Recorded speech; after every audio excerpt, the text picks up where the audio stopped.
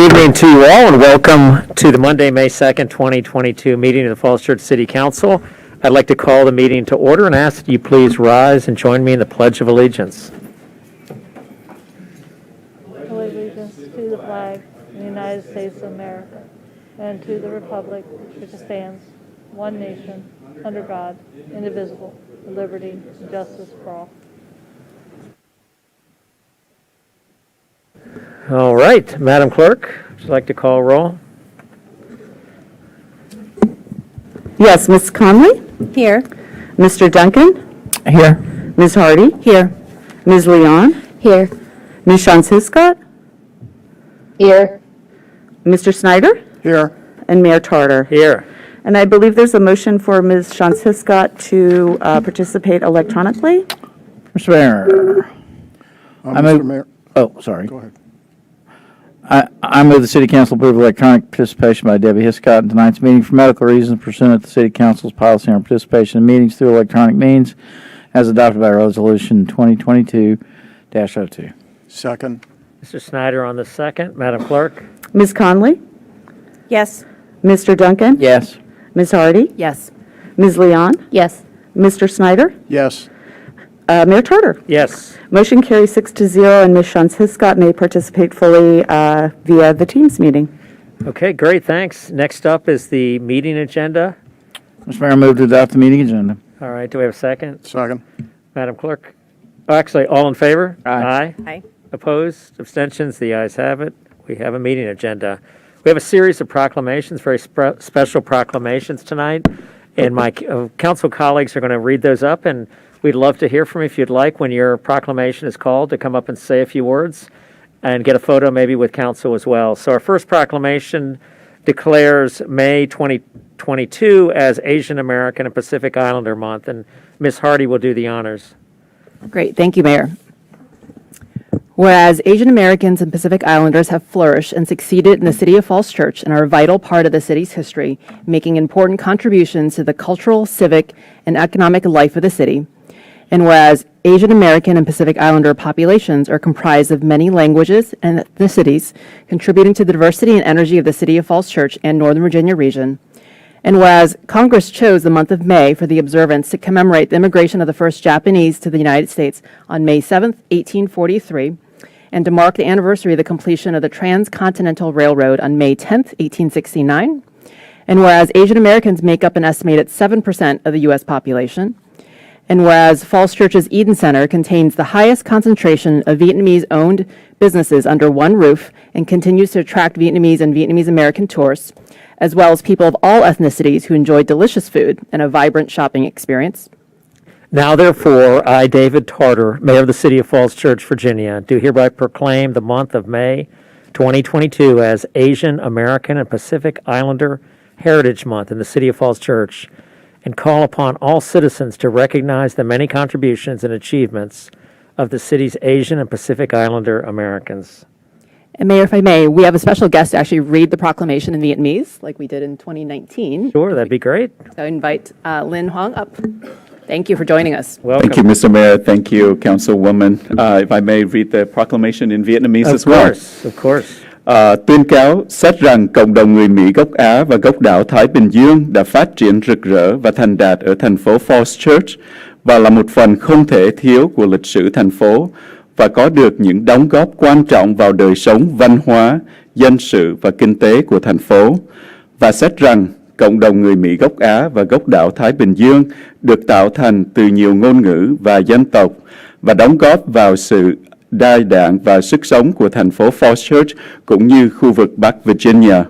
Và xét rằng Quốc hội đã chọn tháng 5 để kỷ niệm sự kiện người nhập cư đầu tiên từ Nhật Bản vào Hoa Kỳ vào ngày 7 tháng 5 năm 1843 và để đánh dấu mốc kỷ niệm sự kiện hoàn tất tuyến xe lửa xuyên lục địa vào ngày 10 tháng 5 năm 1869 và xét rằng cộng đồng người Mỹ gốc Á chiếm khoảng 7% dân số ở Hoa Kỳ và xét rằng trung tâm Eden của Falls Church có mật độ cửa hàng do người Việt làm chủ cao nhất dưới cùng một mái nhà và tiếp tục thu hút khách du lịch người Mỹ gốc Việt cũng như người thuộc các dân tộc khác thích đồ ăn ngon và trải nghiệm mua sắm tấp nập tới đây. Vì vậy, tôi, David Tarter, thị trưởng của thành phố Falls Church, Virginia, bằng văn bản này xin tuyên cáo lấy tháng 5 2022 là tháng di sản của người Mỹ gốc Á và gốc đảo Thái Bình Dương ở thành phố Falls Church và kêu mọi công dân thừa nhận vô số những đóng góp và thành tựu của cộng đồng người Mỹ gốc Á và gốc đảo Thái Bình Dương của thành phố. Để làm bằng, tôi đã ký tên và đóng dấu của thành phố Falls Church, Virginia vào văn bản này vào ngày 2 tháng 5, 2022. David Tarter, thị trưởng. Thank you, Mr. Mayor. Thank you, council members, for having our communities here today. Every May, we honor the rich histories of Asian Americans, Native Hawaiians, and Pacific Islanders to recognize their central roles in the strengthening our fabric of our nation. The immeasurable contributions of the AANHPI communities touch the lives of every American, and we celebrate their enduring strength and resilience. This Heritage Month is also a reminder that AANHPIs have been at the forefront of the COVID-19 pandemic, risking their lives to save others, even though the virus uniquely devastated their communities. Furthermore, our hearts have been repeatedly shattered by the unconscionable attacks of Asian elders, women, and other vulnerable groups over the past years. So we look forward to working with Falls Church City officials to provide direct relief, tackle inequities, and ensure that AANHPIs have the resources to lead healthy lives as we recover from this crisis. And we will keep working together to build a future where no one fears violence and we all can live in safety and prosperity. So this May, we recommit ourselves to building a city in which every citizen, regardless of who they are, where they come from, and what they look like, has equal opportunity to thrive. Again, happy AAPI Heritage Month. Thank you for having me here today. Thank you so much. And if you'd like, we'd love to have you and maybe your colleagues come down to receive the proclamation. Would you like to come forward? And Absolutely. I would like to invite our community leaders as well as Vietnamese American businesses here in Falls Church to join me and receive the proclamation from the city and a photo. That'd be great. That would be awesome. Why don't you all come down? I don't know if, would you like to invite them and bring them on down? Please come on. Do we come through here? Okay.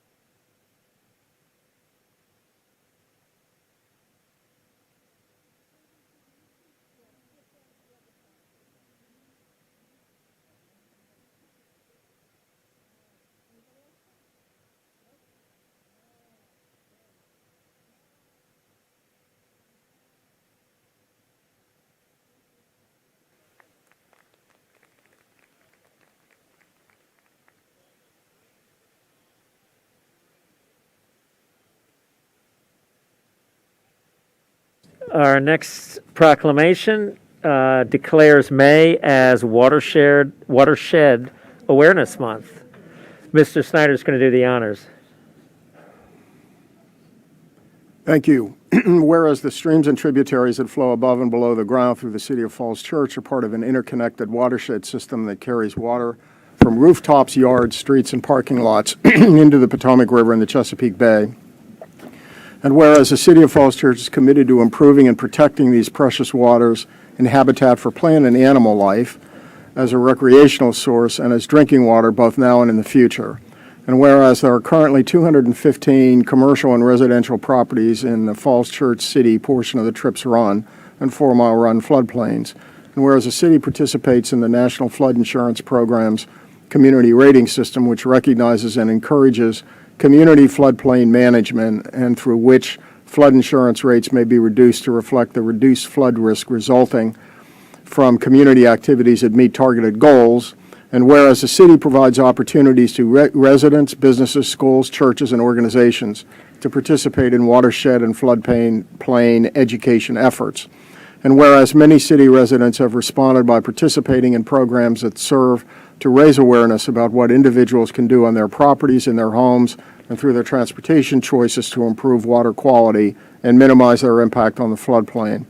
And whereas the city has undertaken a citywide comprehensive effort to examine our watershed and develop a plan for improving it, and recognizes the importance of increasing public awareness of watershed and floodplain management.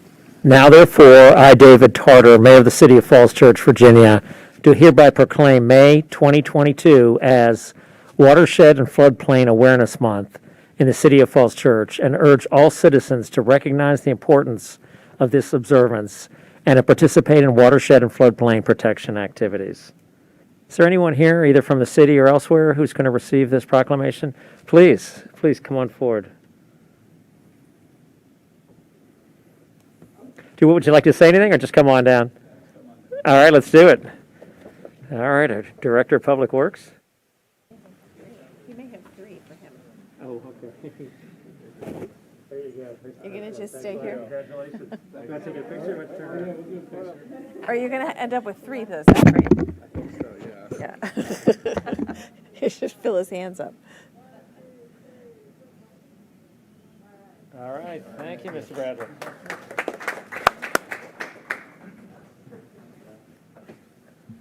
All right, our next proclamation declares May as Building Safety Month, and that will be Ms. Leon.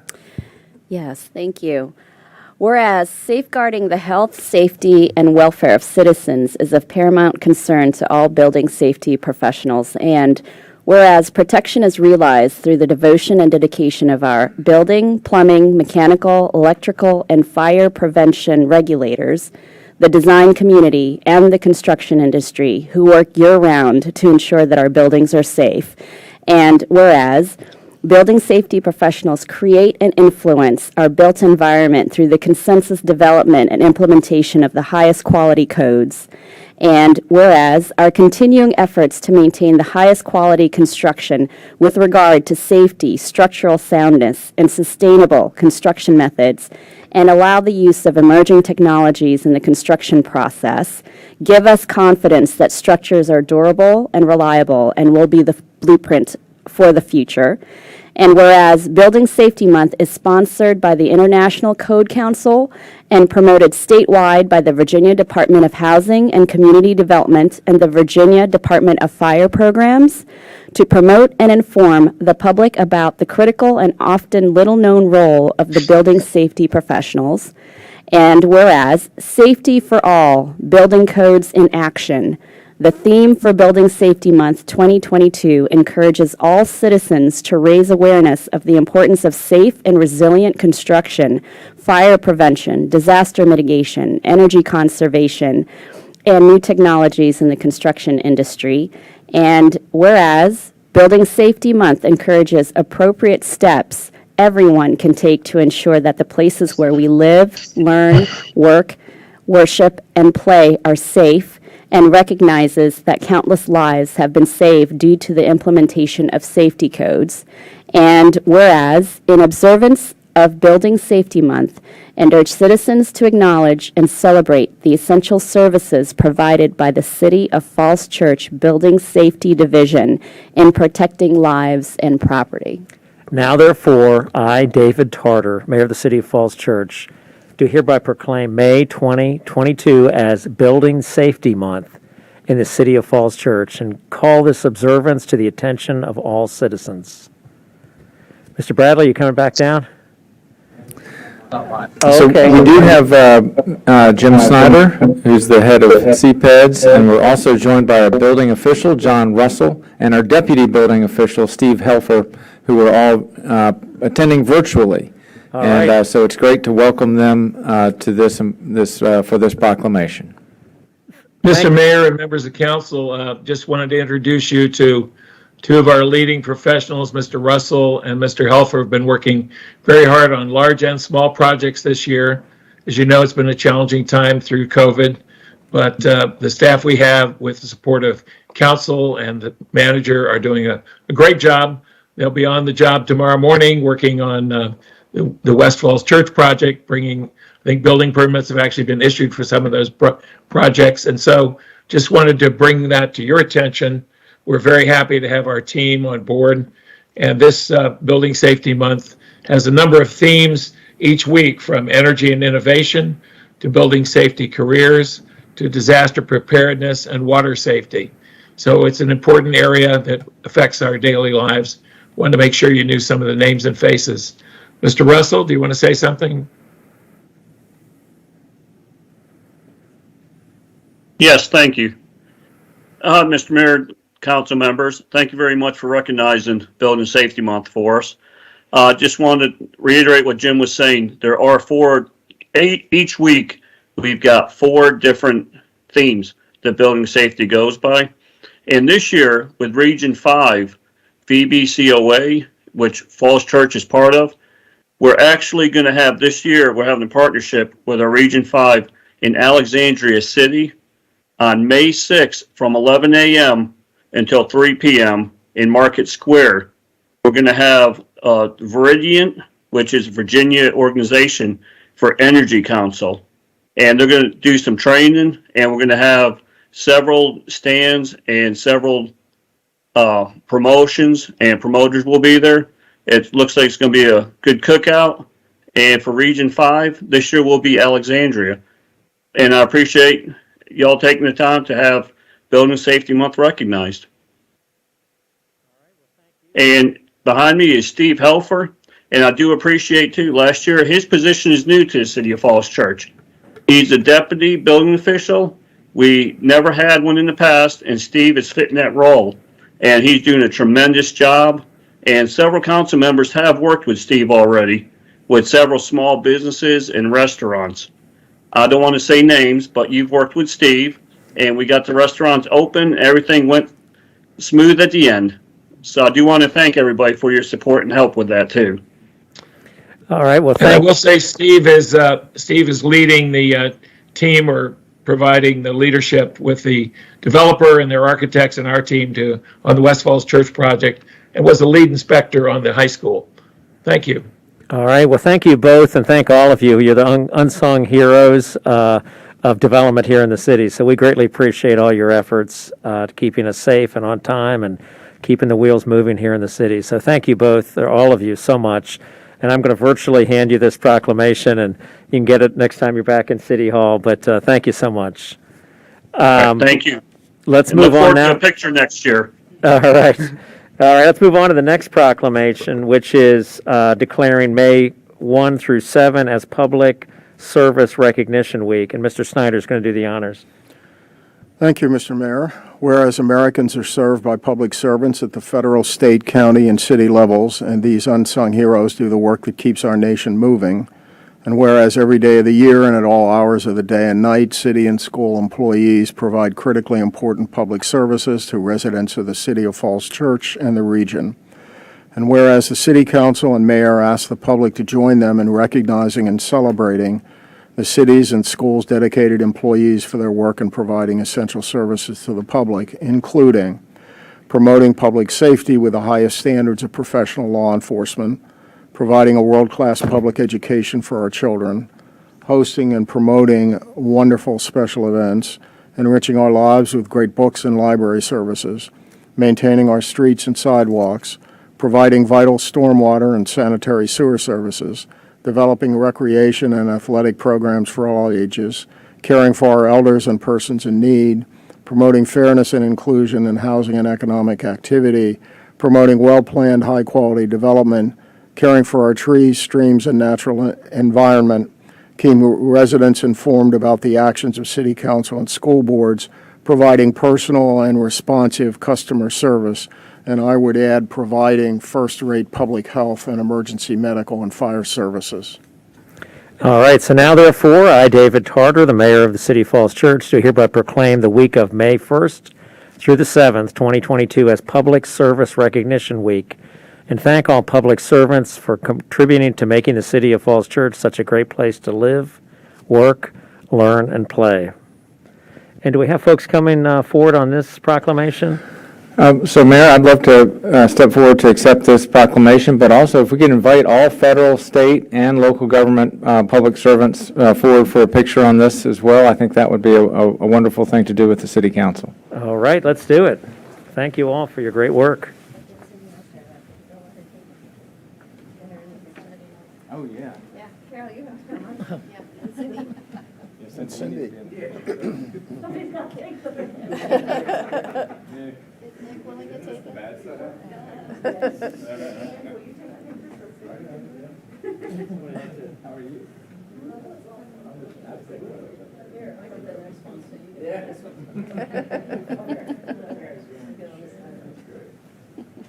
Wait for Miss Mister here. Here she comes, here she comes.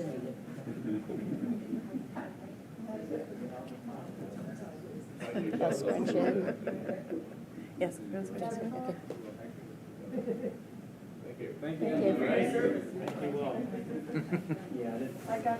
All right, thank you. I told Celeste we'll repost it tomorrow.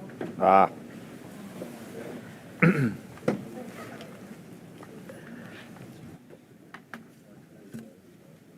All right, next proclamation is Public Works Week, and that is going to be done by Ms. Conley.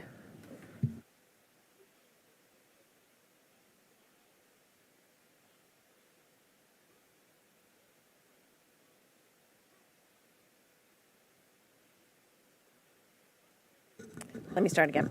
Whereas Department of Public Works professionals manage infrastructure, facilities, and services that are of vital importance to a sustainable and resilient community and to the public health, high quality of life, and well-being of the people of the City of Falls Church.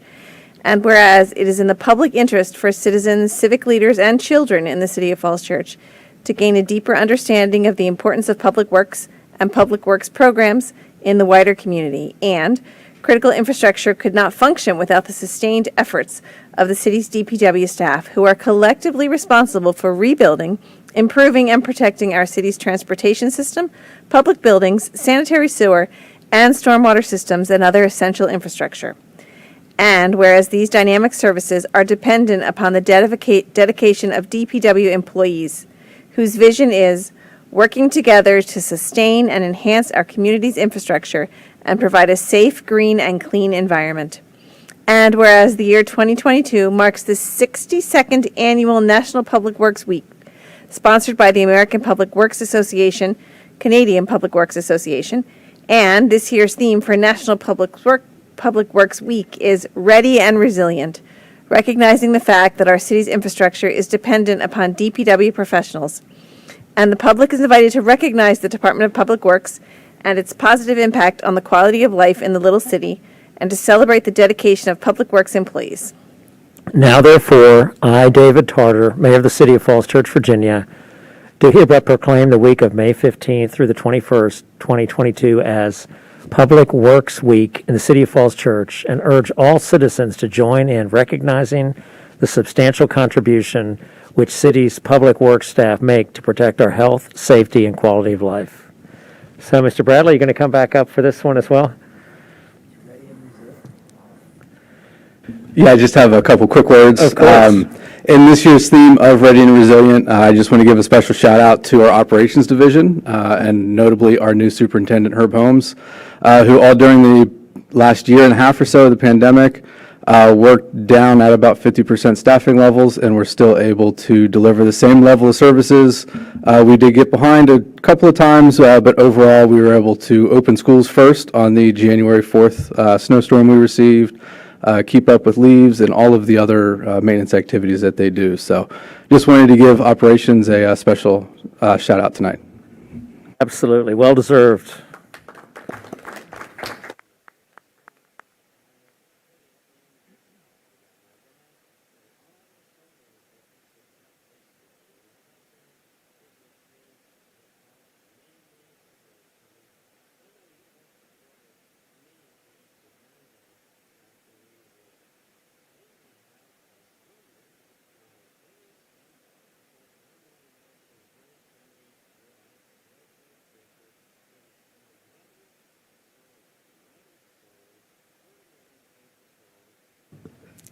Okay, and our next proclamation is declaring May 15th through the 21st as Police Week. Mr. Duncan, whose son is a police officer, will do the honors. Thank you, Mr. Mayor. Whereas in 1962, President John F. Kennedy signed the first proclamation recognizing May 15th as Peace Officers Memorial Day, and the week in which it falls is National Police Week. And whereas police officers throughout the Commonwealth are dedicated to protecting and serving Virginia's neighborhoods, schools, and families, and whereas police officers risk their lives each and every day in order to ensure public safety and enforce the laws of the land, and whereas citizens value the courage and devotion of the Commonwealth, state, and local police, and the integrity with which law enforcement officers maintain peace and security, and whereas the officers of the Falls Church Police Department are meeting the daily challenge of protecting our city and their families during the historic COVID-19 crisis with bravery and hard work, and whereas Police Week and Peace Officers Memorial Day are opportunities to honor officers who have fallen in the line of duty and recognize the sacrifices made by the families of those officers and the sacrifices made by families of those who continue to protect and serve our communities. Now, therefore, I, David Tarter, Mayor of the City of Falls Church, do hereby proclaim May 15th through the 21st as Police Week and May 15th as Peace Officers Memorial Day in the City of Falls Church, and call these observations to the attention of all. Thank you, Chief. I'm delighted you're here, and thank your officers and your crew and your staff for the great work they do. Would you like to say a few words? I'd love to. Thank you. Thank you, Council, for recognizing the good work of our public safety team. I stand here in great appreciation for our 35 sworn and our 15 civilian employees that do great service for the city. And Police Week is a symbol of honoring service of public safety, but also the sacrifice of those that are lost in the line of duty. I just want to highlight, just to bring some of the proclamations together, is in the 35 sworn, or 34 sworn that we have here in the city, 8 of which are from Asian descent. Nearly over 25% of our police force are of Asian descent. Two of being with me today, but one being Major Chetri, Juwan Chetri, and Officer Cody Nguyen. So I'm very proud of the fact that we are very intentional about our hiring to ensure inclusion, diversity, and belonging. I think it's really important this year that we highlight Public Safety Week, particularly with police. On average, what you will find is in the United States, we lose about 186 officers per year in the line of duty. May it be intentionally killed and or accidentally killed. 186 on average. In 2021, we lost 616 total line of duty deaths. 438 were from COVID. 64 were from gun violence, and 50 plus were from vehicle type accidents or intentional crashes related to the death of an officer. So I think it's really important to note that in the United States, 2021 was not only one of the deadliest years for the United States across the board for our population, but particularly for our frontline workers and for police in particular, it's 438. We're very fortunate in the city. We did have some people that actually did catch COVID, but are and have recovered. But needless to say, I'm very proud, Chief, of all of the things that they accomplish each and every day. And I'm particularly proud during Police Week, where we go and celebrate our fallen and obviously the blessings of our service, because there's so much to be thankful for in the city. There's so many things that go right, and it's not being lucky. It's being prepared. It's being intentional, and it's with really good officers, in large part because of the background checks and the good hiring practices, the training, the equipment that you provide, and them supporting each other. So I appreciate the proclamation. Well, why don't you all come forward? We appreciate your service. Why don't you come forward and receive this proclamation on behalf of your colleagues? Mr. Mayor, while everybody's coming forward, I just want to thank the chief and her staff and the sheriff's department, too, for their bubble tea with a cop event on Saturday at, Sunday, sorry, right after the Women's Walk at Eden Center.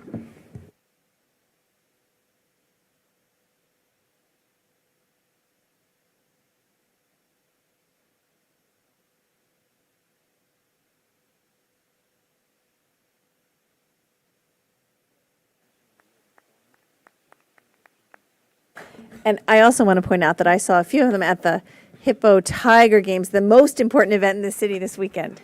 There was a great cameo by police officers there at the beginning, so thank you for being there as well.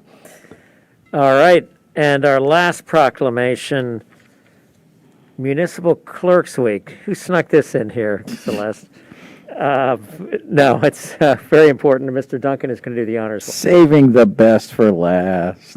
Whereas the Office of the Professional Municipal Clerk, a time-honored and vital part of local government, exists throughout the world, and whereas the municipal clerk is the oldest occupation among public servants, and whereas municipal clerks provide the professional link between the community, local governing bodies, and agencies of government at all levels, and whereas municipal clerks have pledged to be ever mindful of their neutrality and impartiality, rendering equal service to all, and whereas municipal clerks serve as the information center for functions of local government and community, and whereas municipal clerks continually strive to improve the administration of the affairs of the government, and whereas the Falls Church City Clerks work with every department assisting with public meeting preparation and access, drafting and editing staff reports and legislation, doing legislative research, providing guidance on records management, processing Freedom of Information Act requests, and shepherding volunteers through the board and commission application process, to name just a few of their areas of expertise. Now, therefore, I, David Tarter, Mayor of the City of Falls Church, do hereby proclaim the week of May 1st through May 7th as Municipal Clerks Week, and further extend appreciation to our city clerk, Celeste Heath, and Deputy City Clerk Veronica Prince, and to all professional municipal clerks for the vital services they perform and their exemplary dedication to the communities they represent. So, to our clerk here, and Veronica, I don't know, is she on the line as well? Oh, there she is in the back. Sorry, I didn't see it. Come on, will you guys come on down? Thank you so much for the great work you do.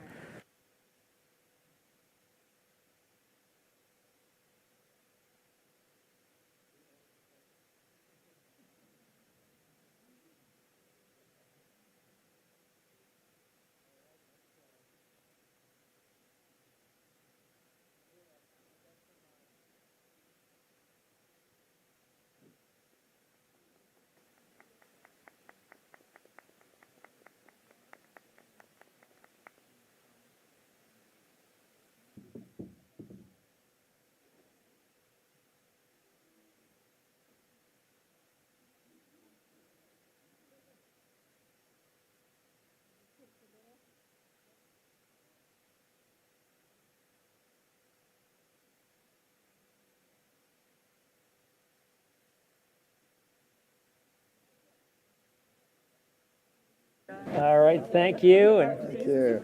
I know. And thank you, Ms. Conley, for helping to organize these gifts. But thank you for the great work you do, and most importantly, for putting up with us. So I know that's an incredible task. Okay, so I think that's it for the proclamations.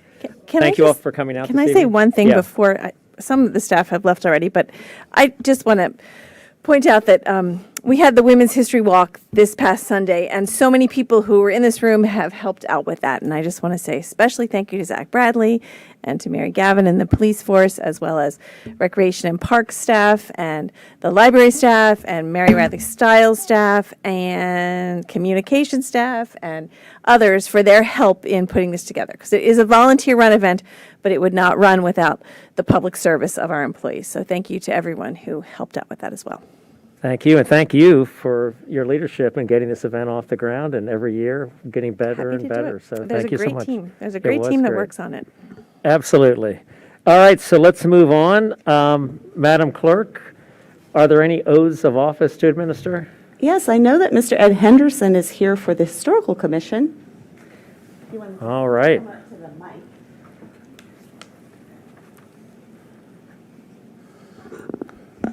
Do I raise my right hand? You could raise your right hand, sir. Okay.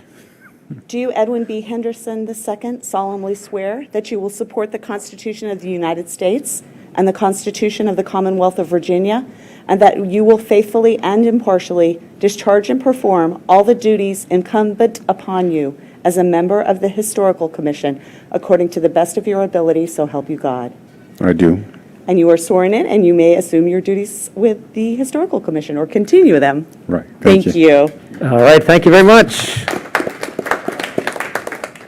Sure, Ed, would you like to come up for a picture? I know we've done plenty, but you're welcome once again to come on forward. Why not? Mr. Mayor, I have to say that no one has contributed more to the City of Falls Church in a very positive way than Ed Henderson. So Ed, thanks so much for all that you've done for us.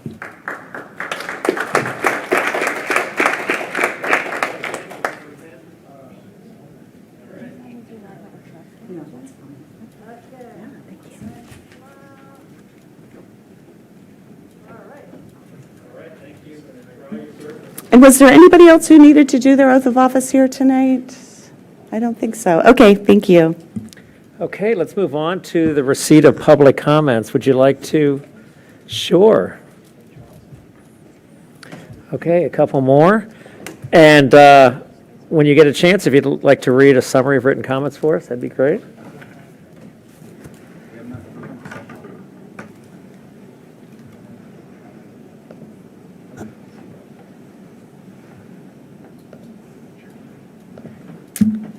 So written comments for this evening, budget, CIP, and tax comments. We had Jared Anderson requesting increased library hours and traffic calming at West Annandale Road and Gundry Drive. David Johnson asked that the real estate tax be lowered more than 8.5 cents in light of increased assessments. He also asked that delivery of leaf mulch be reinstated. The Environmental Sustainability Council provided budget funding recommendations to reduce citywide energy consumption and greenhouse gas emissions, and recommended CIP funding for stormwater flooding remediation projects and items to be funded under a government and schools energy action plan. Shannon Little thanked Council for funding the Renting to Refugees program in the FY23 proposed budget. Archie Piatti she's the CEO of Tahira Justice Center, wrote in support of the Renting to Refugees program in the proposed FY23 budget.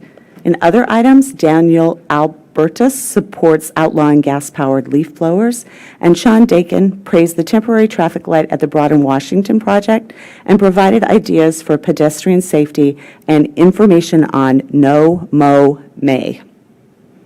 All right, thank you very much. We're now going to go on to the receipt of public comment. That is comment from folks here in the room. I've got speaker slips from a number of folks. I will call your names momentarily. If you have not signed up to speak and you wish to, please fill out one of these forms, which are in the foyer or the lobby out front, and hand them to the clerk, who will then in turn hand them to me. If you are to speak, I would ask that you state your name and address for the record and keep your comments to 3 minutes. Our first speaker is Sam Butler. Mr. Butler?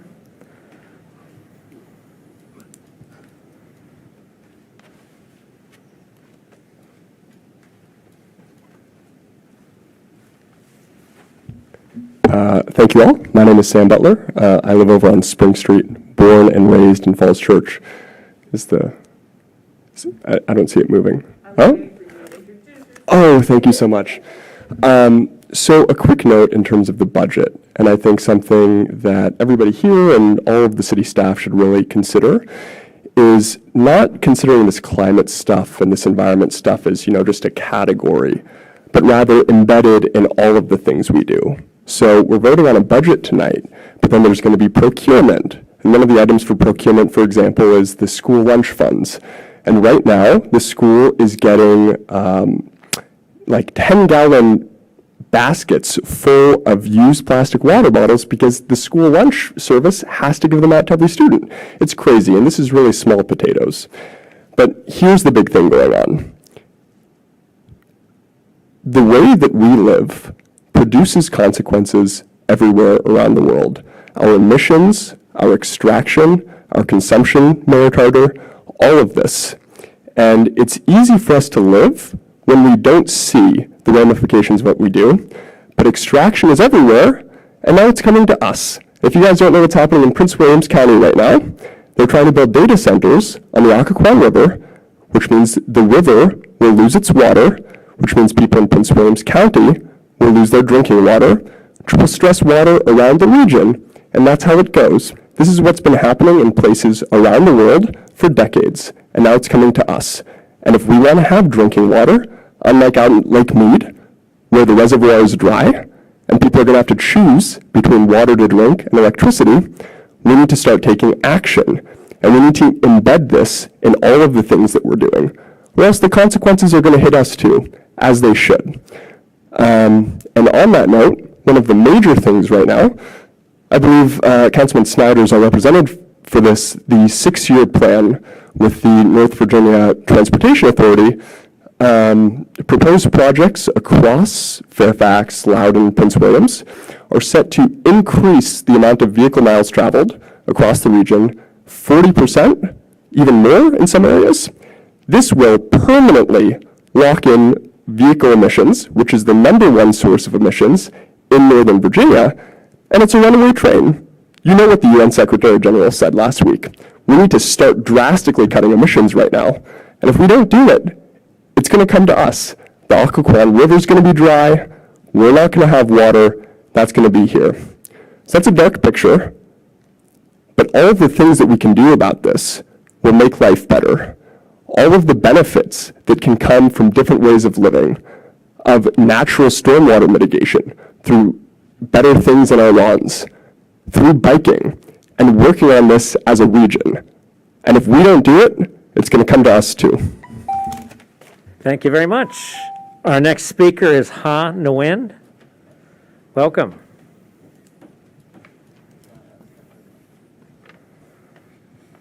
I'm going to adjust that. Hello, good evening. My name is Ha Nguyen. I live in the Madison on Roosevelt Boulevard, and I'm here as a newly constituent. I just moved to the area about a month ago, and very happy to get more closely to understand the city council business and what's going on. I'm here today to talk a little bit more about the East End area small planning that the council has discussed in the last city council meeting. As a Vietnamese American born and raised in Vietnam for 20 years, I have never found another place like Eden Center where my family can see and feel a piece of home. It's not just a landmark or a commercial center. It is where I see my childhood growing up. And I ask that the city council, as you work with the planning committee, to make sure to prioritize in-language outreach to business owner as well as worker and nearby resident when you're doing the East End area small planning. There's a lot of small business owner that is wanting to get involved in the planning process, but because of language access, as you see, we are gathered here earlier. We really appreciate the proclamation, and we really want to work with the city employee as well as the city council. So if you can also encourage your staff to prioritize the in-language, whether it's Vietnamese, Spanish, or Chinese, and other languages that the small business owner speaking and the workers speaking, they would really appreciate it. Another thing that I want to note in my time speaking here is that as I move into this area and seeing my neighbors and the apartment nearby, I have a couple of friends here with me as well who also live in the area. We are deeply concerned about the affordable housing in the area, and obviously there's a lot of information about development out there, and I appreciate everyone talking about it in the last city council meeting. I would really appreciate it if as you're doing the development process, to also keep in mind that you also have middle class and working resident who's in the area, and not to make the development process become gentrification and drive them out of the area, because they are also your constituent. Thank you.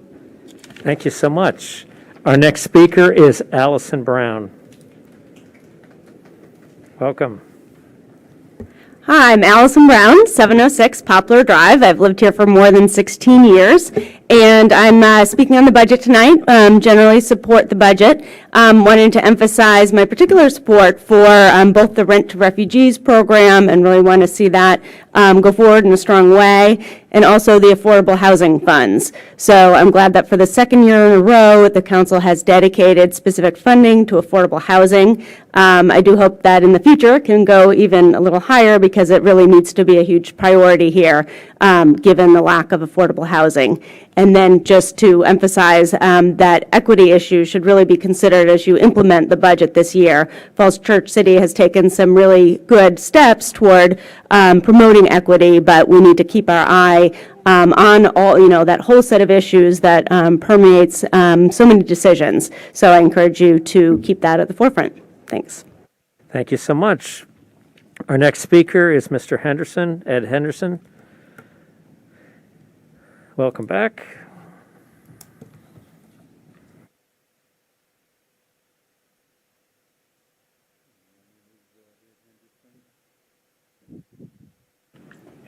My name is Ed Henderson. I live at 307 South Maple Avenue.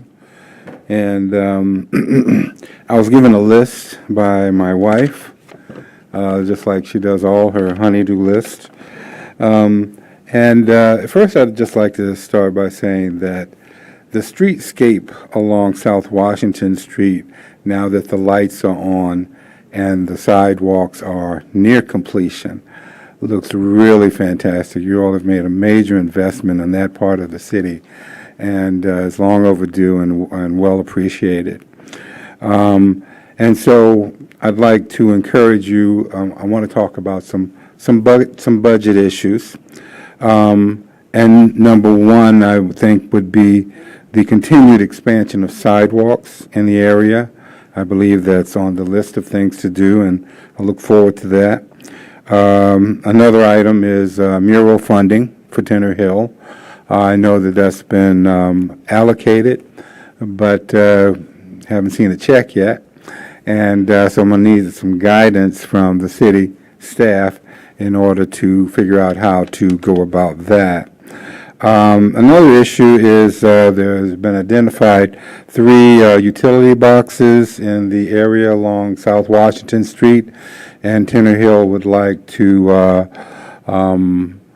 suggest themes and artists to cover those, like we have in many other parts of the city. Another issue is,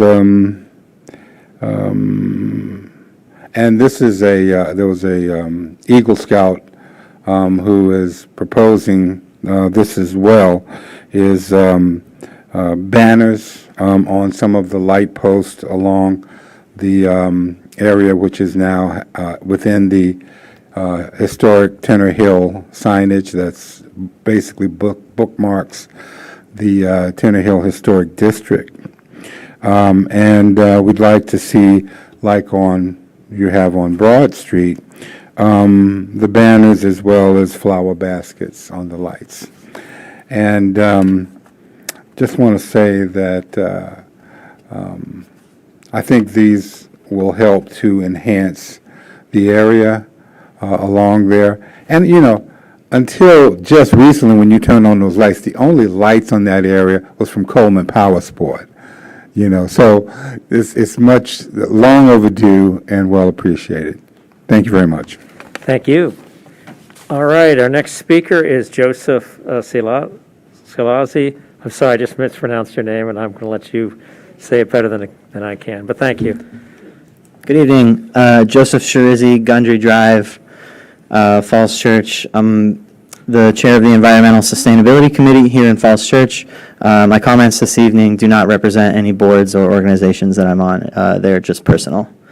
So I wanted to talk about money and parking and housing and public space a little bit this evening, and parks, since this evening we are voting on the approving the budget for City Council.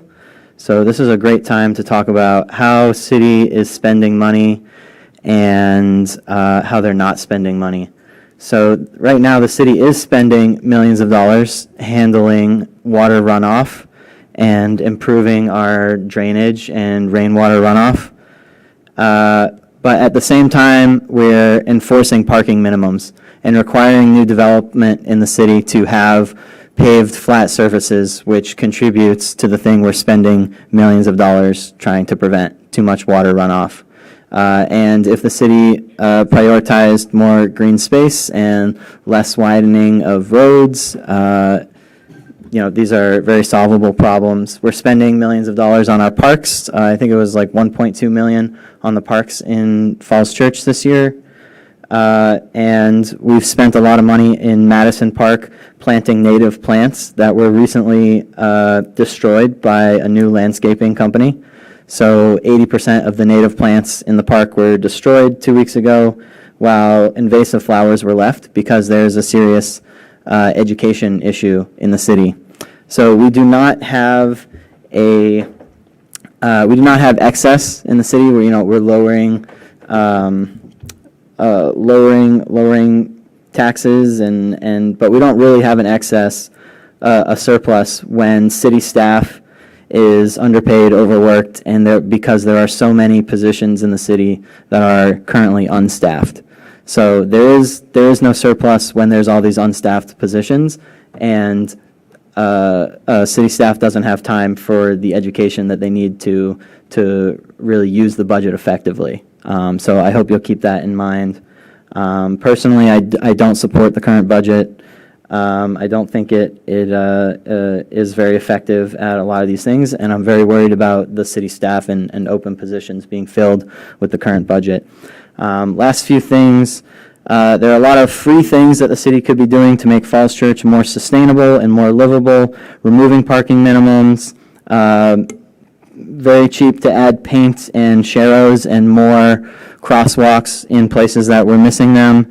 And the average cost of building a new parking space in a new development in Falls Church is $40,000 or more.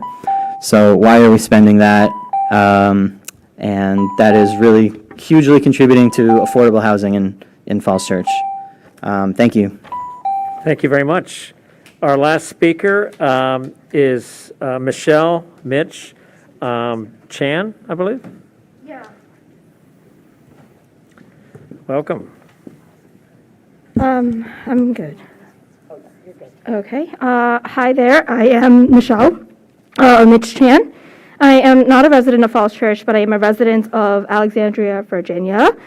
I moved here 3 years ago to work with Asian Americans in the Northern Virginia area, but Virginia in general. The Asian American population here is very important to me, especially the Vietnamese and Korean communities, but as well as other Asian American communities as well. I'm here to speak on the East End plan as well too.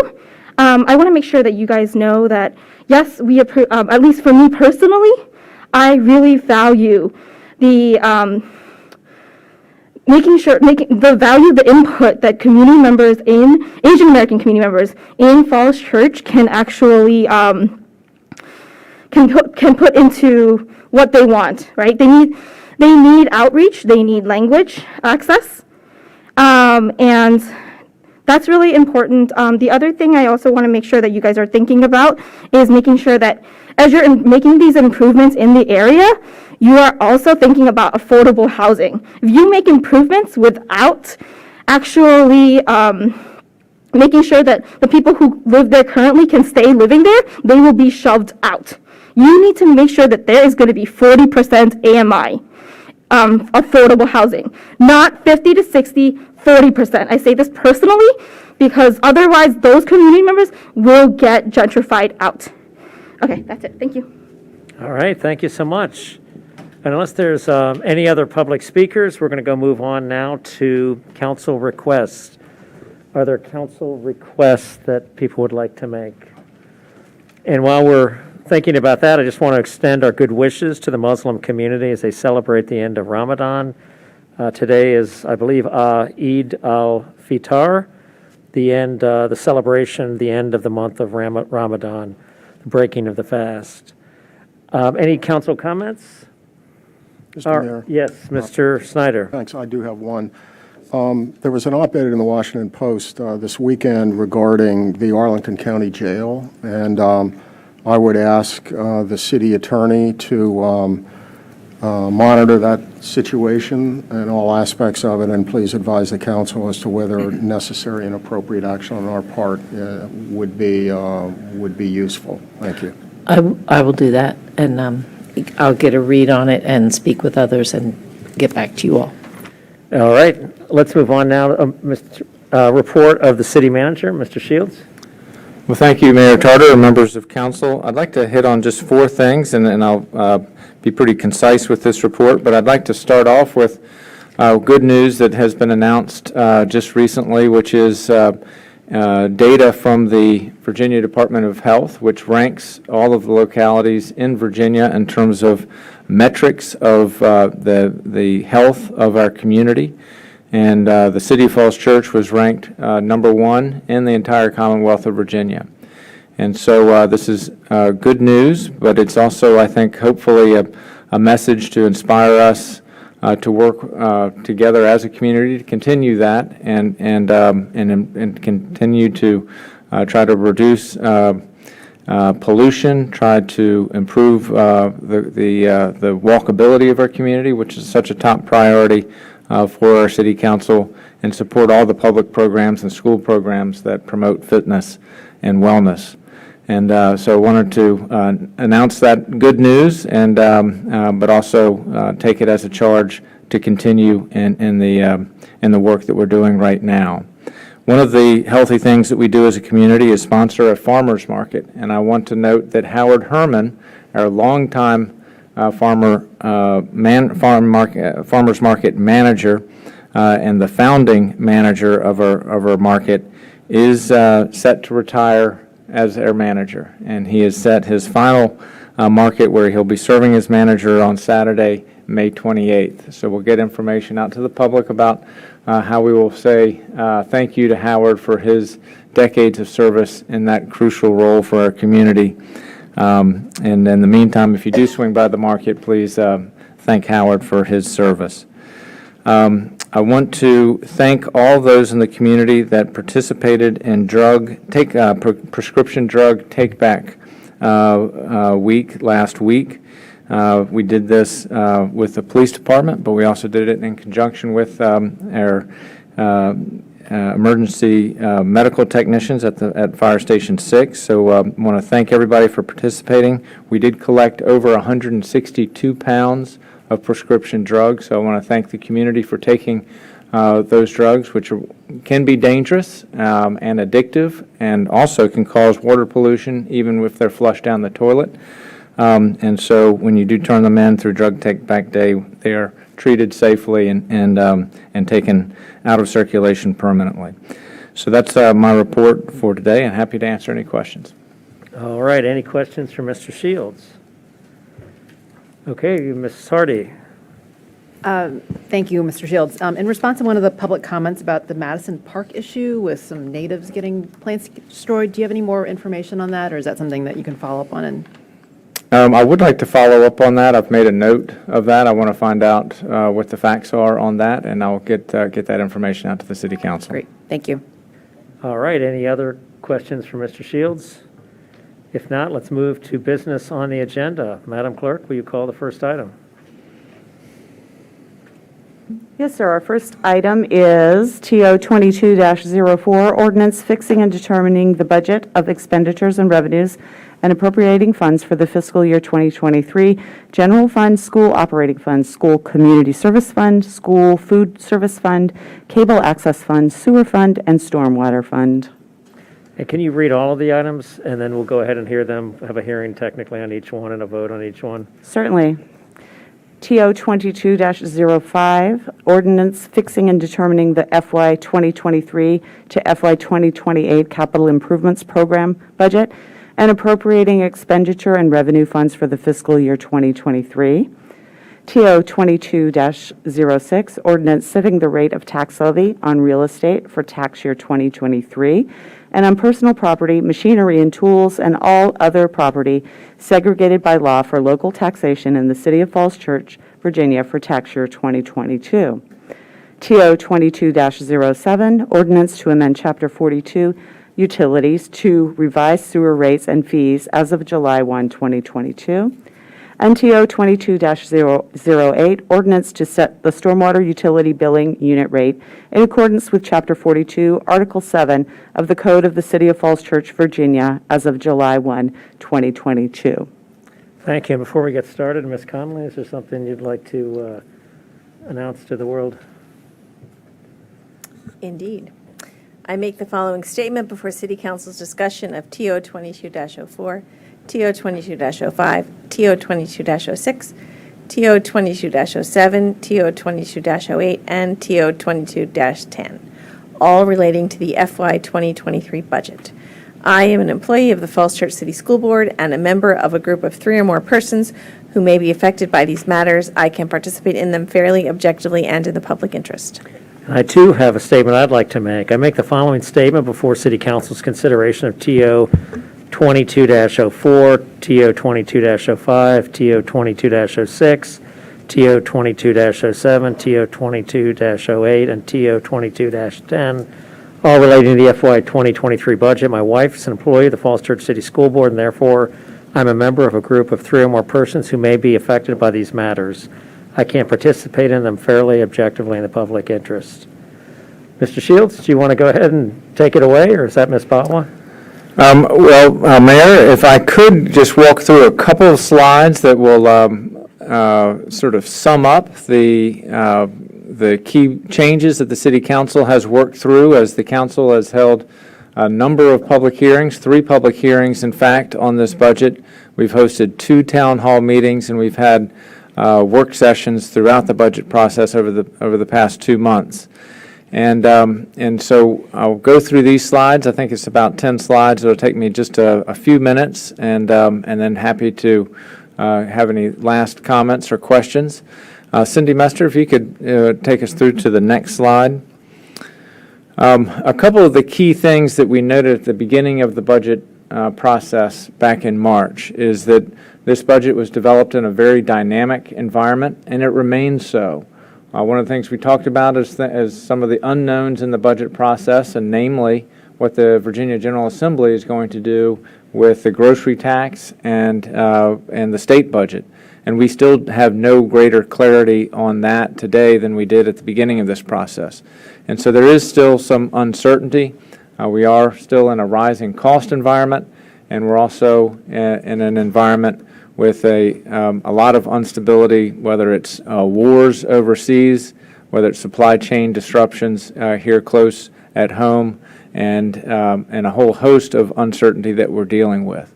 But this budget does try to make key advances in core areas that the City Council has identified in its work plan and in its strategic planning efforts. And those are listed here. A couple of the key ones that I want to note are the investments that we're making in walkability and traffic calming, the investments in flood mitigation, investments in environmental sustainability. And at the center of all of it, I think one of the things that I'm very grateful to the City Council for is your support for the city's workforce and making sure that we're investing adequately in the employees that work for the city, which is the key thing for us to be able to provide the services and execute all the plans that are laid out in this budget. When the budget was proposed, I proposed a reduction in the real estate tax by 8.5 cents, and the council has reduced that further to a reduction of 9 cents, or at least that's the way the documents are set up after markup last week. And there is a council contingency in this budget for the first time in probably over a decade. It used to be the city's practice regularly to have a contingency in the neighborhood of $200,000 or $100,000. And we, with this budget, we keep that as one hedge against many of the uncertainties that I listed at the beginning. Next slide. So I'm going to touch on just some of the key investments that are in this budget. In the area of public safety, we do have two additional police officer positions, and we list here our uniformed police level at 34 uniformed police officers. We still do, however, I will just note, have the overhire policy where because there is through the course of a year just natural turnover in the police department, that when there are opportunities to hire and send a new officer through the academy, if we go up to 35 or even to 36, a two-person overhire, that is our policy. And that helps us stay fully staffed in the public safety realm. Next slide. In the area of building safety, this is one of the big dramatic steps in this year's budget, using building permit fees to stand up additional staff resources to make sure that the very significant amount of development that's happening in the city is done safely, is done effectively, and is done in compliance with all of the hard work that the community's done in the site plan approval process to make sure that there's compliance of those site plan concepts and measures that the council approved. So the permit reserve will cover these positions for a minimum of 3 years, and that will be supported by the fees paid by developers in the city. A key part of this also is to make sure that the small projects are handled timely as well, so that our residents, when they come in with a kitchen permit, can get a speedy return, and they're not behind these big projects that are working through the process. Next slide, Cindy. So in the area of mobility and accessibility, there's two big things that we want to highlight. One, the City Council is increasing sort of that core government need of making sure that we're taking care of our existing streets and sidewalks. So that's a 54% increase in the budget, and taking that up to $710,000 for our annual maintenance in that area. We also have in this budget a big capital improvements program that is primarily grant funded, and over the next several years we have projects under design or construction totaling $27.7 million. And when I take that $27.7, I'm talking about those are projects that are under design right now, not 6 years out in the CIP, but under design right now or under construction in the coming year. A very significant transportation capital improvements program. And the next slide really lists what some of the key ones are. And so that includes the Park Avenue Great Streets Project, the Shreve Road Safe Routes to School Project, the South Oak Street Bridge Replacement, the greening of Lincoln, which will improve stormwater and traffic calming on the full length of Lincoln Avenue from West Street to the city line, new sidewalks, bus shelters, and neighborhood traffic calming of $1.5 million. Projects that are under construction in the coming year, so all those that I've just listed are projects that are will be under design. The sidewalks will largely get under construction in the coming year as well. But others that are under construction include the North Washington and Columbia Street intersection improvements, the Broad Street Hawk signals, the W&OD crossings, and the Annandale and South Maple intersection, which is designed to be a roundabout. So a transformative transportation program is enshrined in this budget. I want to thank Cindy and Zach and so many staff who are working so hard to raise the money for these projects, but now to design them and to execute them. Next slide. In the area of equity and inclusiveness, so I've highlighted in blue some of the things that the council has changed through the budget process. So very significantly, senior tax relief.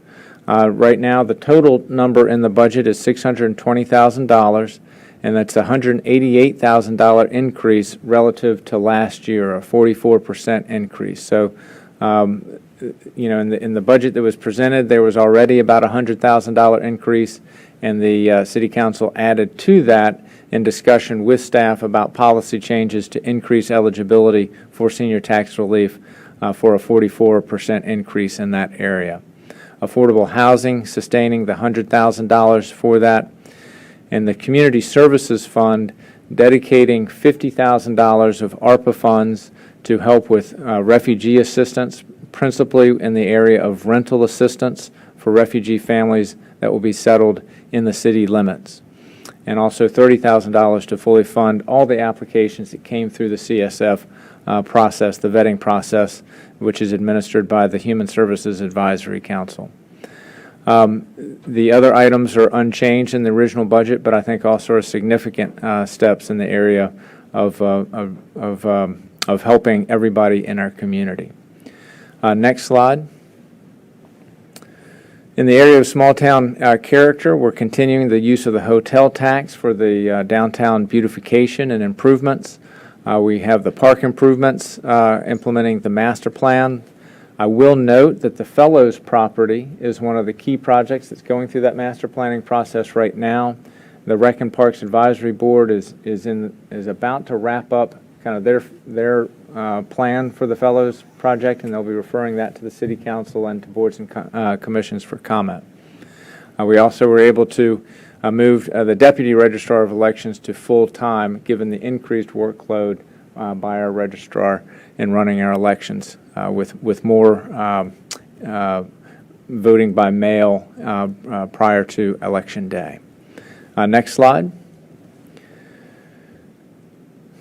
The investment in the workforce, which I noted at the outset, this budget does have a merit increase for city employees of 4%, and that's in addition to the 3% salary increase that was enacted by the City Council on December 14th of the last year. We've set aside funds so that we can implement the recommendations of the compensation study, which is currently underway. We also restored funding in our professional development account so we can continue the training and professional development for our city staff through our Human Resources Department.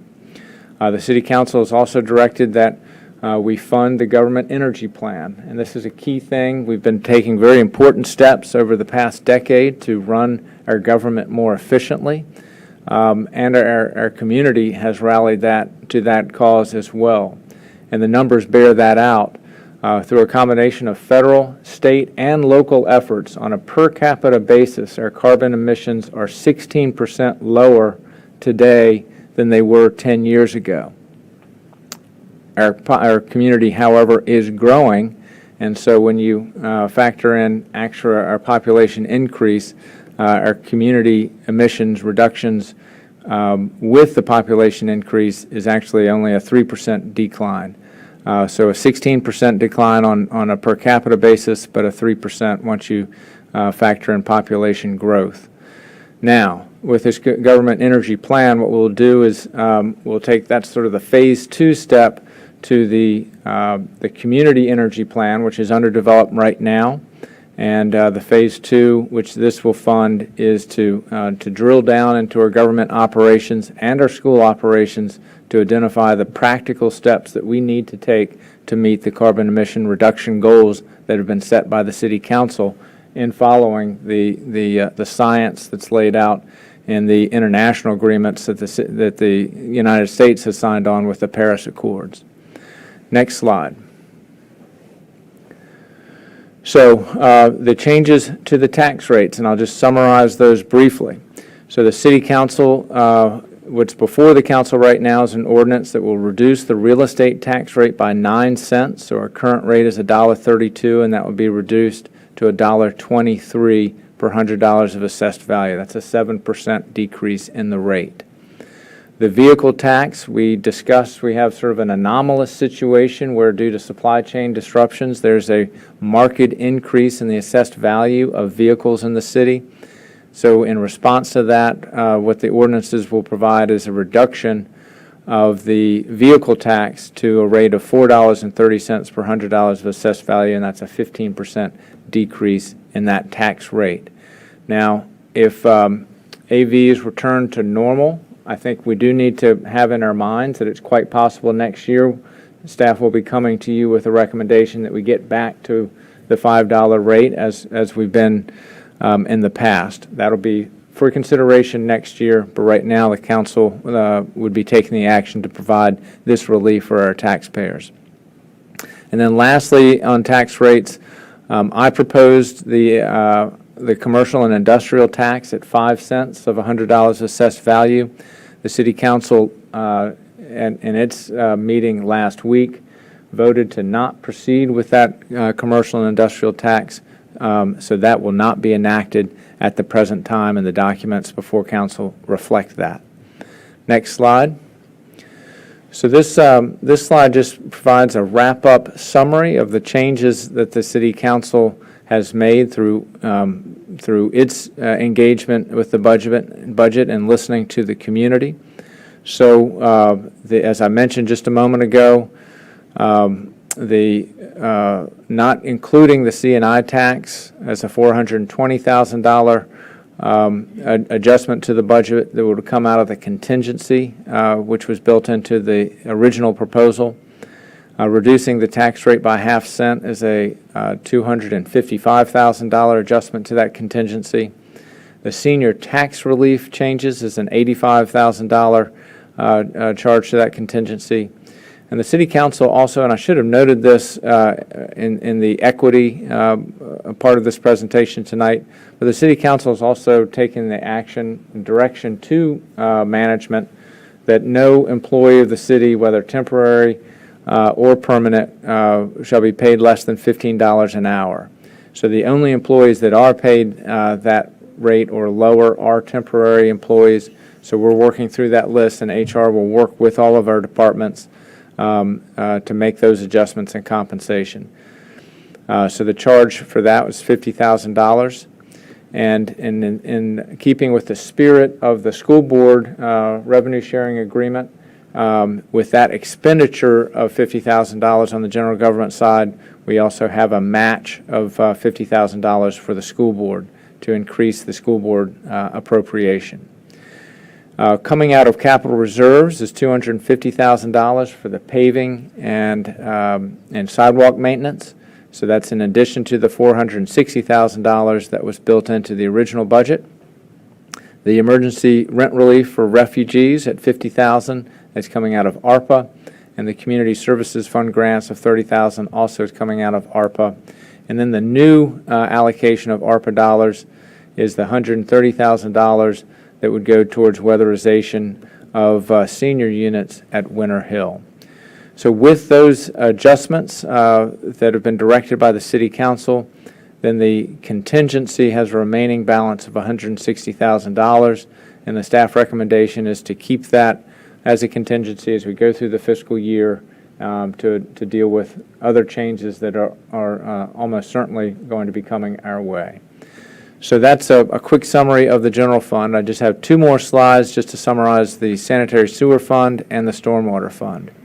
So on the Stormwater Fund, the budget or the documents before City Council do call for a 3% increase in the stormwater fee to a rate of $19.28 per 200 square feet of impervious surfaces.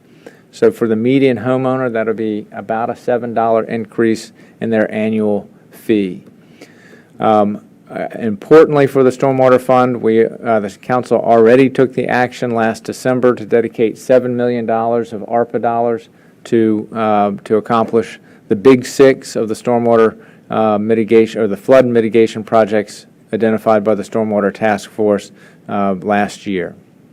So we will not need rate increases to pay for those capital improvements.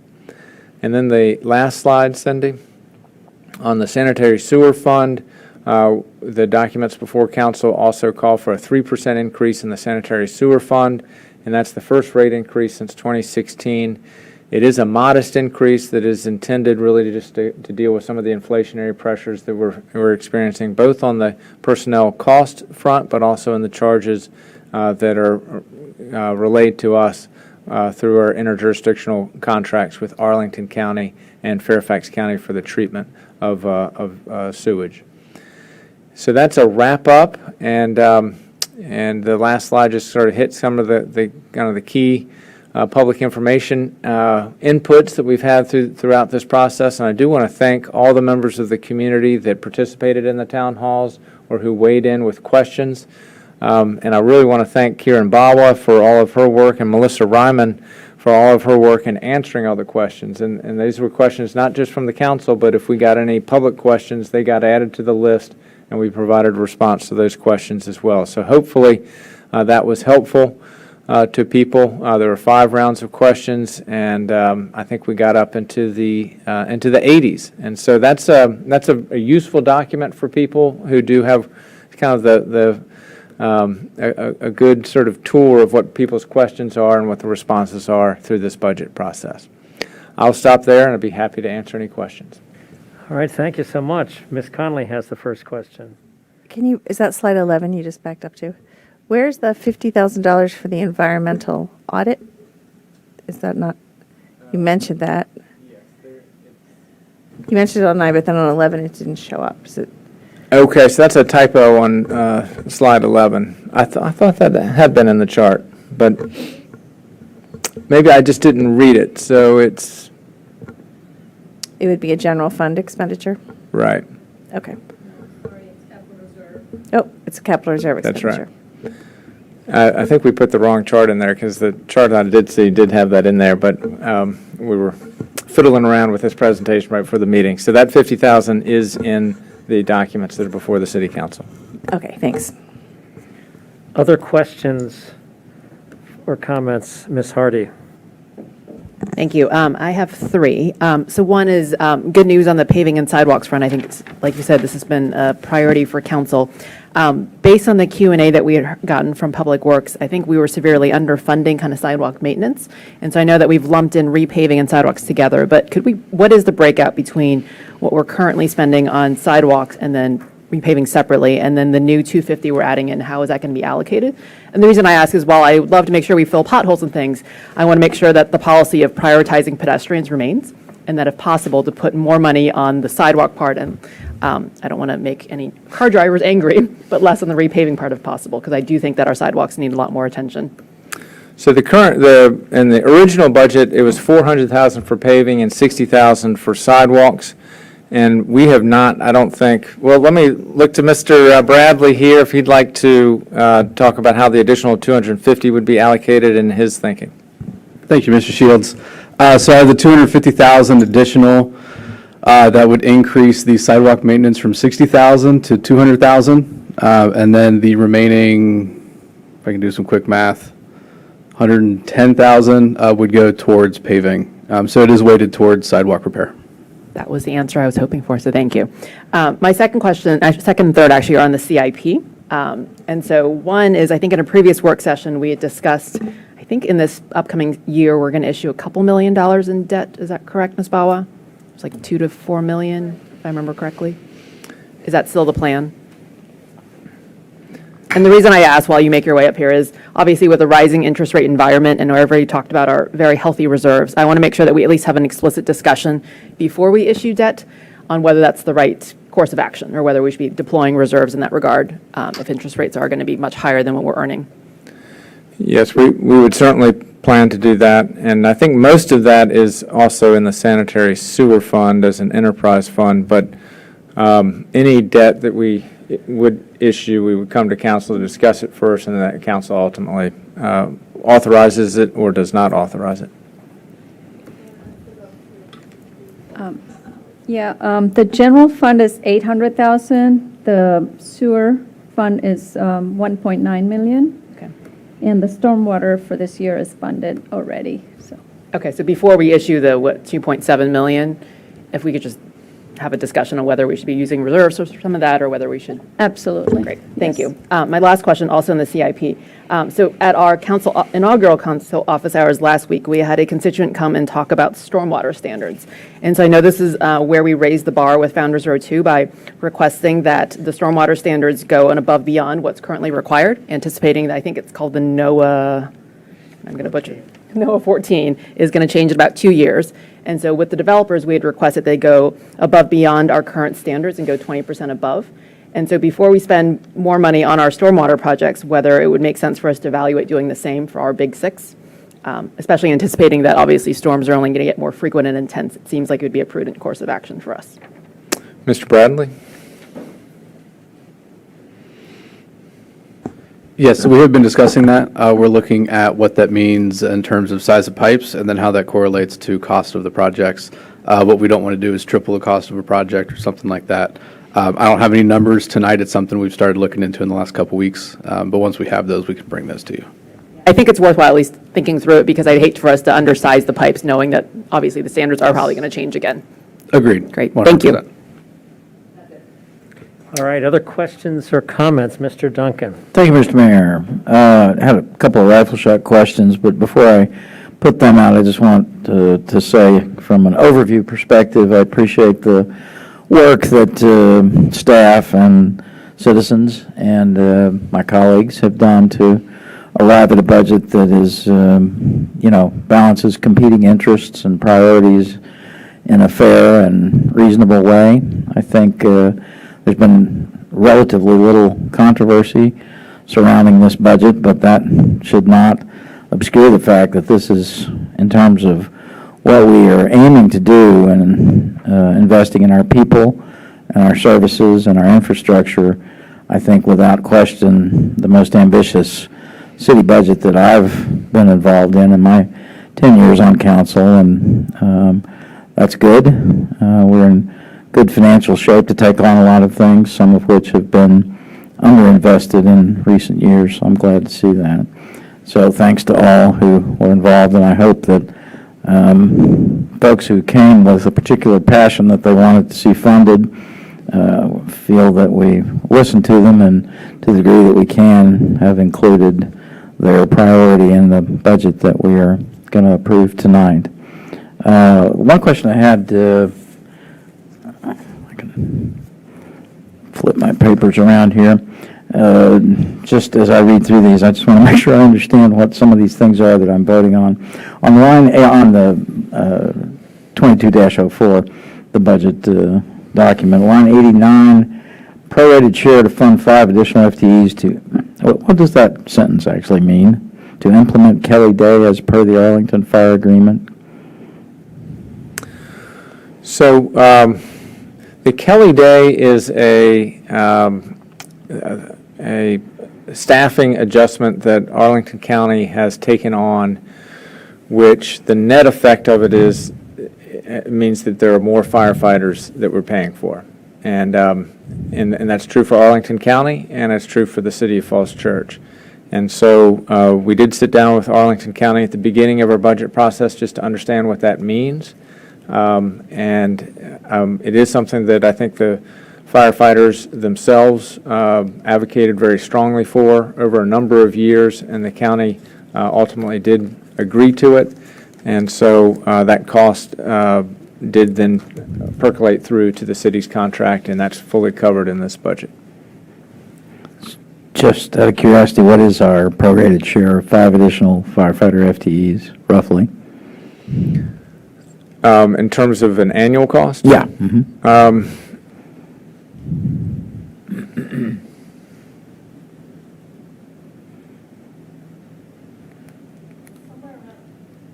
Sorry, it's somewhere around 370,000. Somewhere around 370,000. I don't have the exact number Okay, in my well, head. I'm just trying to get some idea of the scope of it, so it's not an insignificant amount of money. Okay, that's helpful to understand. Thank you. Line 139 on the same document, discussion about the position to review and improve utilization of the city's financial system. How does that relate to Munis's permits module that we are using in the CPED shop to deal with permits, tracking, and so forth? Is that a separate activity, or is that position that we're hiring to improve utilization going to include helping CPEDs make some sense of their module? Exactly. It's a staff lead to help us really for 2 things. One, we've been having problems with the system in terms of how it affects the treasurer's operations, the commissioner of revenue's operations, their building permits operations are kind of 3 areas that have had the greatest difficulty with Tyler Technologies over the past 8 months. So one thing is to help us kind of work through those challenges with expertise to get those things resolved. The other purpose of this position is to implement modules that we've been intending to implement for a period of time now. And one of those is user self-service modules to make it easier for a resident to be able to go online and fill out all the forms they need to get a building permit using that module. And it's fairly complicated work that requires a lot of staff involvement, but this position that we're trying to fund would lead that effort and lead staff through the hard work they have to do to get that stood up and working correctly. Okay, well, that's great. I'm glad to hear that. That's an extremely important civic function that we do definitely need to get right as we venture into these significantly large projects, but also see a growth in our small business community. Sometimes those folks are bringing less staffing and sophistication to the permits process. Anything we can do to help facilitate the, application for and approval of and opening then of the new smaller businesses is to the good.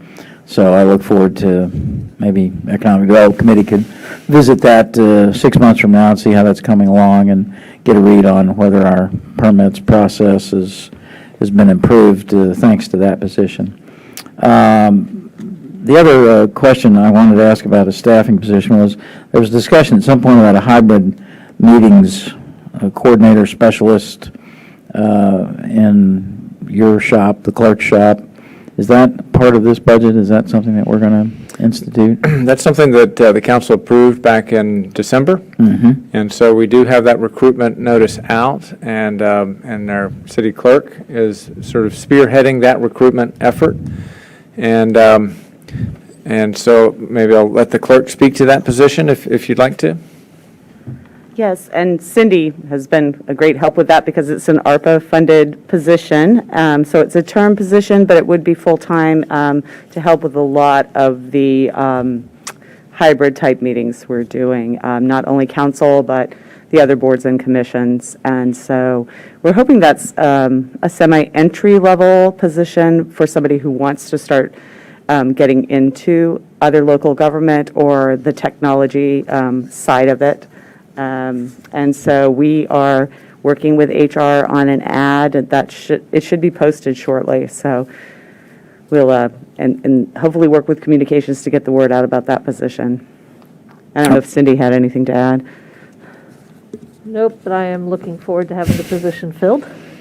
Okay, that's great. I think, I'm sure we've all read the national media about life after COVID, if we ever get there. But hybrid meetings seem to be a feature of things that you read about as likely to be part of our future. We will return to in-building meetings, but the benefits that we've gained in opening the doors of government to folks who, can't give up 3 hours on a Monday night to attend a building meeting can get involved and learn and participate if we have a good hybrid meeting structure. So to the degree that we're allowed to do whatever we're allowed to do by the state of Virginia, the Commonwealth, I look forward to that position coming online and helping us through the technical challenges. And Finally, Mr. Duncan? yes. Even if we get to the point where elected members or appointed members can't join these meetings, we still want to have that option available for the public. So I think it's important to think of that even when we all are back in person, that there still are folks who benefit from the public from joining us remotely. Precisely, well said, and more succinctly than me. Finally, last, I just wondered in future years, the public notice process of the budget has always kind of interested me. I was looking at the news press advertisement this week, advertisement in the news press, which, lets the folks know through public legal notice what we're getting ready to do tonight. And there's an entire bullet point, number 2, given to information about the lowered rate necessary to offset the increased assessment, which speaks for itself. We can all understand what that would be, what that would mean. And in this instance, this year's instance, the lowered rate would be $119, roughly $119 per $100 of assessed value. This rate will be known as the lowered tax rate. I'm not sure, maybe I'm wrong and I've just missed it, but I'm not sure I've seen that information, that fact in every staff report related to the budget documents, and I just wonder if going forward we could make sure we build that in. And I don't know that you always want to call it the lowered tax rate because, some of us remember when assessments went down and actually the rate required to generate the same amount of income might be a higher tax rate. I don't think that's going to happen in my time, but I just wonder if we could think about that and call it something that reflects the up and the down and does present that piece of information to the public, because we can all pat ourselves on the back. And as I said, I'll end where I started. We've done, I think, a great job, staff, citizens, and so forth. But we started in a pretty good position, very good position. And, there might be years where it would be helpful for the public to understand that we're not starting in necessarily that strong a position, and the adjusted tax rate, call it what you will, would be a number that they should know as they follow what we're doing with the tax rate. Just helps provide context, I think, for what the challenges are and opportunities are that we face. Okay, thank you all. All right, other comments or questions? Ms. Leon? Yes, a question for Ms. Bawa. When we refer to line 156 on the capital reserve balance projected to be 12.1 million, that includes the deduction of the 300K that we're applying, right? For the 250 for sidewalks and the 50K for ESC master plan.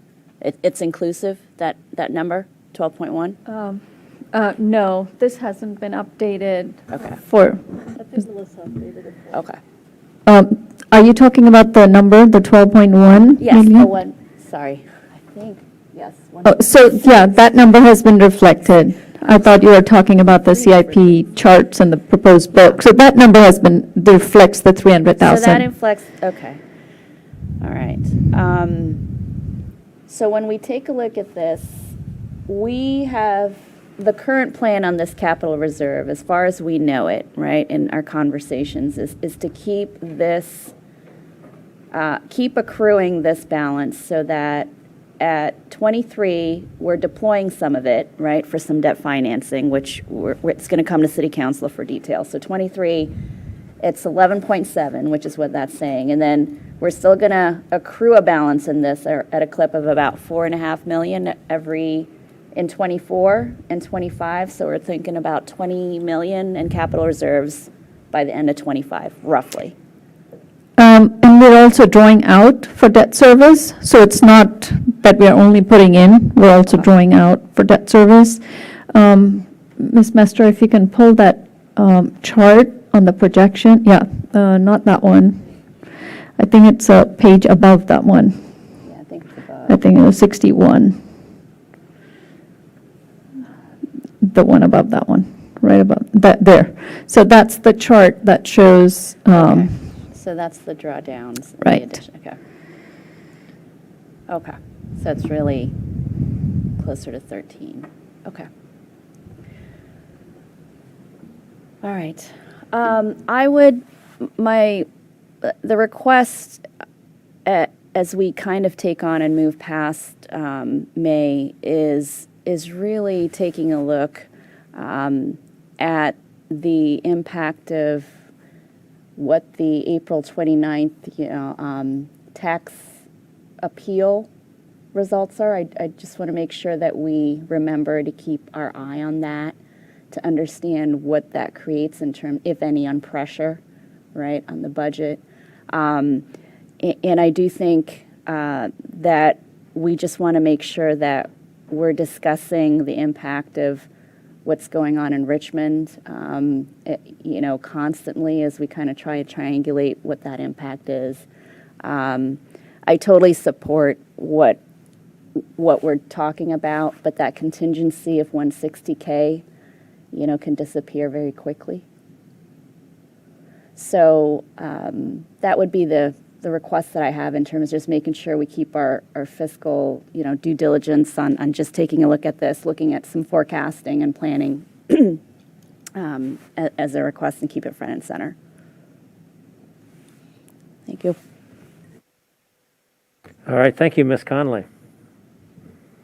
I have a couple things as we wrap all this up. First, thank you to all the staff for all of the answers, 81 answers to lots of questions. So thank you. You have educated all of us, the 7 people on City Council, as well as the community. And I think that is a very valuable document that we'll be able to refer to. So thank you. On the CNI tax, the City Council decided not to enact that this year because of the response from our business community, from landlords and from smaller businesses, that it would really have an adverse impact on small businesses in Falls Church this year. It wasn't the right year to do it because of recovery from COVID as well as other issues. The other thing was, because it was relatively new and we hadn't discussed it prior to budget, City Council really wasn't prepped on it, nor was the community. So 2 things related to that. One is, I would like to encourage our business community to pass on the savings you're now getting on your tax bill to your tenants, whether that's retail tenants or office tenants. I know leases are written different ways, but with City Council not enacting a CNI tax because your tax assessment, your building assessment was lower than residential, that means that with the cut in a tax rate, you may indeed get a lower tax. So I would like to make sure that our local businesses are passing that on to their tenants, because I think that's very important. The second thing is, we opted not to enact it this year, but we may want to enact it next year. So what I'd like to request is that there's some kind of study group or planning group or joint group to talk about what the CNI tax is and what it means to local businesses. Ms. Hardy had asked a couple weeks ago about the BPAL tax and how Falls Church's BPAL tax compares to other jurisdictions. And what we heard is that it's not as terrible as sometimes we're led to believe. So it would be really nice to have some information about those tax rates that we'll be able to look at next year when the time comes, so that the business community is on board and understanding the comparison of tax rates. And I know some of that information was in the questions, but I really would like to have a group that looks into that, kind of like we did with tax deferral and abatement, with a City Council liaison as well as staff, to decide if next year is the year to enact CNI, or is it 2 years from now? But at some point, that's going to be something we're going to have to do. And it may be better. And if we have more information leading up to it, it won't take as many people by surprise in March. So that is my request on CNI. And then the other part of that is, and it relates to what Mr. Duncan said related to Munis, the CNI tax and other taxes were put, as we talked about them, people said, well, that is the reason why Falls Church may not be a business-friendly environment. And we want to be a business-friendly environment. So one of the things we funded in this budget was process improvements in the permitting office. So I want to make sure that that's all tied together as well, so that we can, maybe this study group would be how to make Falls Church the most business-friendly group with taxes and with processes, so that businesses want to come here and open up. We haven't talked about the grocery tax tonight, and we are still waiting from Richmond, and I know Ms. Mester is following it on a regular basis. So I just want to put a plea out there to our state legislators that your local jurisdictions are waiting and need to know what we're going to do with the state budget so that we can fully implement our current local budgets. And the third thing I want to say is that here we are on budget night, and we don't have a lot of people coming and talking to us, which is wonderful. And that means we've done a good job of meeting people's needs and talking to the community. And I think I just want to congratulate everybody in the general government and the school board on how we work together to get this all through. And I think that's all I have for the moment. Thank you. Mr. Snyder? Thank you, Mr. Mayor. So this is one of these rare budget sessions where we're actually able to respond favorably to virtually all the funding requests and truly reflect all the values of our city. So I strongly support this year's budget. Let me ask the city manager, do you believe that this budget is within the range of acceptable fiscal responsibility, and do you recommend that we pass it? Yes, sir. I do believe it's within the range of responsible fiscal practice, and I recommend adoption. Thank you. So that said, as we sit here tonight, that's where we are. I have to say that, and it's already been mentioned by some other council colleagues, there's a great deal of volatility in Richmond right now with major revenue issues in the area of the grocery tax, which would affect transportation, local government, and school funding, and the gas tax, which, if major reductions occur, Virginia will simply dig itself back into the pit that took decades to get us out of in terms of transit funding as well as alternatives to motor vehicles, and hopefully we'll turn more to both of those rather than so much a focus on building more lanes of highways. So there are those elements. There are also macro elements, supply chain disruptions, historic inflation levels at some say 8% or more, and even the possibility of a recession. All these may necessitate a significant amount of agility on the part of our entire community in the future. But right now, as we sit here, this is a responsible budget, as the city manager has indicated. In addition to the request made by Councilmember Connolly, and I think there may have been a couple others, I would request that we think about prioritization of if we are lucky enough to have additional funds. In my view, one of the priorities ought to be replenishing the reserves. The fact of the matter is that we have historically high debt. Our assumptions are based on parties, not city parties, actually performing, and make various other assumptions. In my view, this is not an environment to be reducing our reserves, and ought to be an environment where we are carefully building them for all the reasons that I've indicated. So I hope that as we review the results from this fiscal year, one of the priorities will be replenishing whatever drawdowns we've made on the reserves.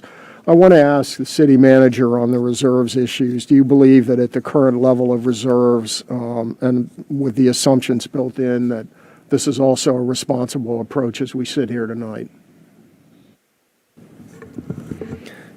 I do, and I'd be happy to have the CFO opine as well. One of our watchwords throughout the planning for the high school was to try to be able to comfortably cover a 2-year delay in the project, and the reserves are adequate for that purpose and a little bit more. And, you know, I think one of the key things for the council and for really any policymaker to have in mind right now is, again, how dynamic the current environment is, and things can change very quickly.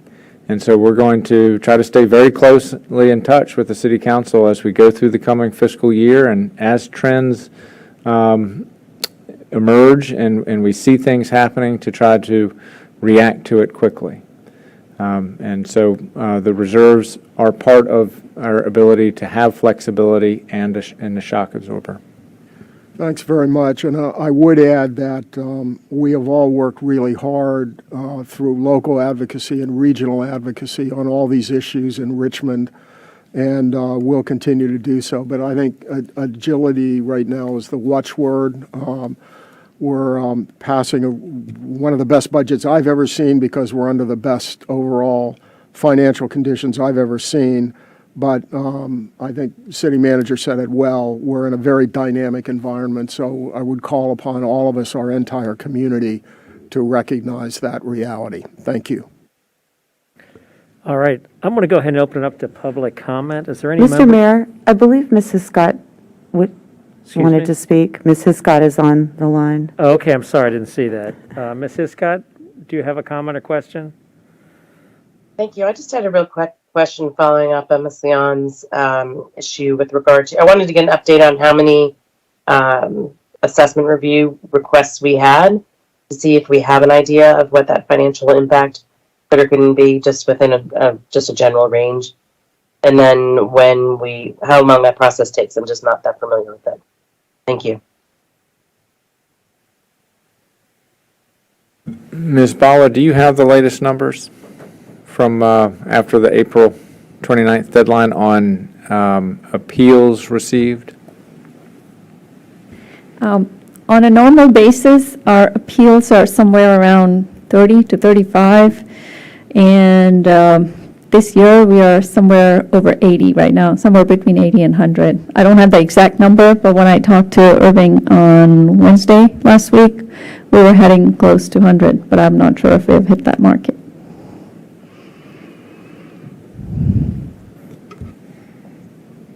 Okay, and if you looked at an average of those that we have addressed in prior years, does that give you a general indication of financial impact?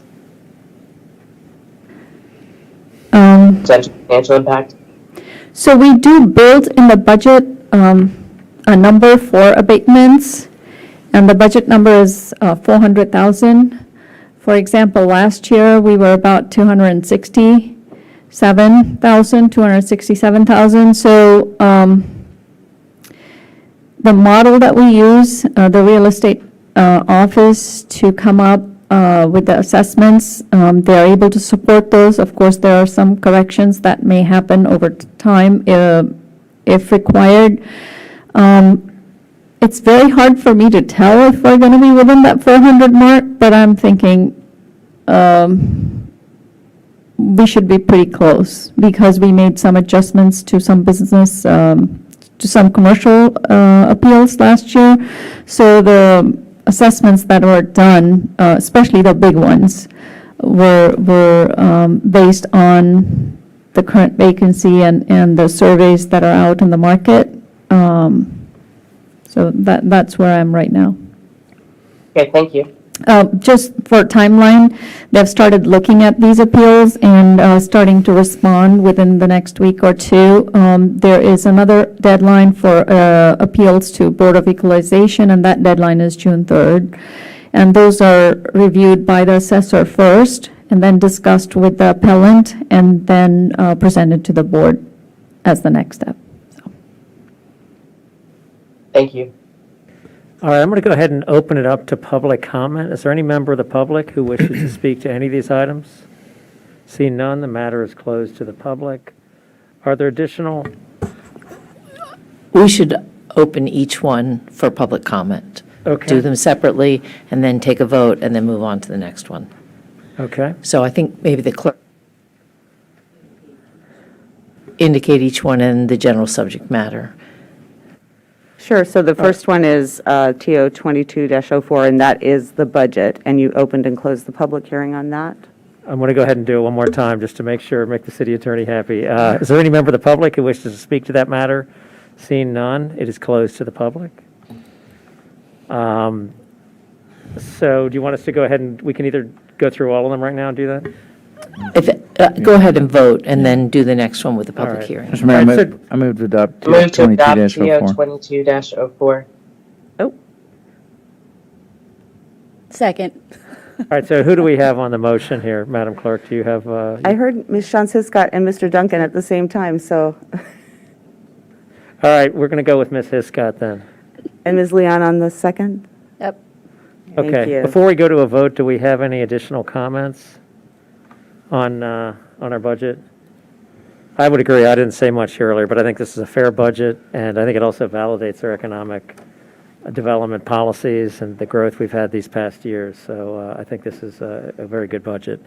Madam Clerk, do you want to go ahead and call? Yes, sir. Ms. Conley? Yes.